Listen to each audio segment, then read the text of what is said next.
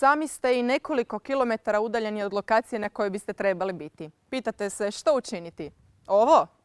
Mi mislimo da to nije najpametnije rješenje, no ipak smo probali.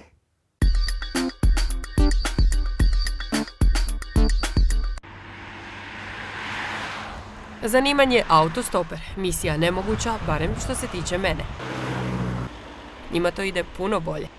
A kako sve to počinje? Pa svi naši sugovornici krenuli su slično.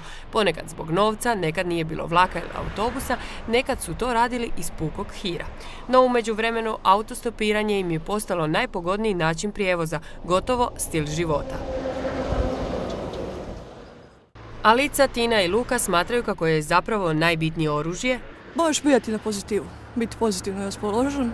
Svako ko razmišlja pozitivno na tu stranu da će uspjeti u tome što namjerava, doći od točke A do točke B, da mu se ništa loše neće desiti. Bez obzira na spol, mislim, uopće nije bitno. Možda će, iskreno, možda će dečki čekat malo duže, ali to je to. Ušteda novaca je, tvrde, najmanje bitna. Najbitnija su nova iskustva, zanimljiva poznanstva, a naši sugovornici prevalili su veliku kilometražu autostopom. Najbolje autostopanje mi je bilo kada sam kretao iz Šibenika prema Briselu. To se uzeo mjesec dana godišnjeg i otišao sam do gore i nazad do Zagreba. I stvarno sad izdvojiti jednu situaciju koja se desila da je bila dobra bi bilo malo nezahvalno prema svima drugima, ali svi su bili vrlo ljubazni, vrlo susretljivi. Najdalje je bilo sada nedavno od Zagreba do Lilla u Francuskoj, kod belgijske granice. To je negdje oko 1400 km i to nije bilo toliko kratko, 6 dana sve skupa. Predrasude ipak postoje. Na njih ne reagiraju jer, kako kažu, toliko je pozitivnih iskustava da se onaj broj malih negativnih brzo zaboravi. Većina ljudi misli da su stoperi, posebno u zapadnoj Europi, nije toliko stopiranje uobičajeno više. Većina ljudi misli da su stoperi ili ludi ili to su predrasude jednostavno o stoperima i ovo je način putovanja. I za mene je ovo nešto kao hobi, kao cultural exchange.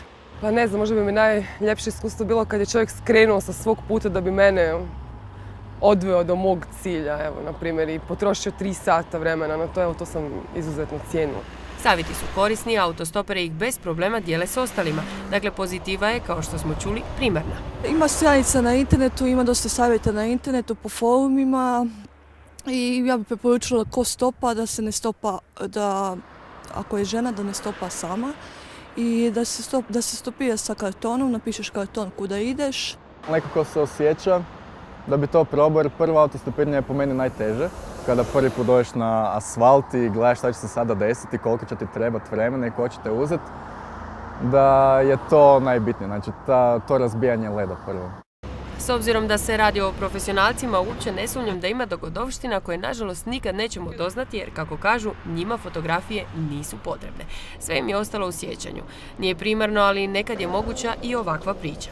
Kad sam išao iz Ženeve prema Cirihu, da, jedna od 4 osobe koja me vozila je bila jedna gospodična u kabrioletu kojoj sam se recimo svidio i onda smo malo otišli nešto popiti, ali da, jesam.